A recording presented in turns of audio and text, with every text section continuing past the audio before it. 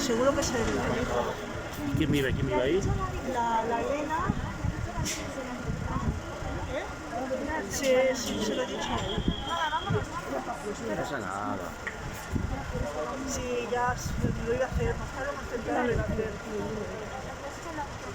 Sí, se lo he dicho. Sí.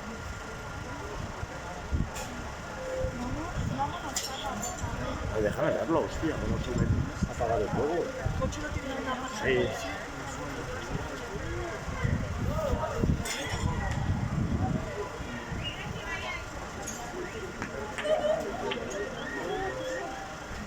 Chispas y todo.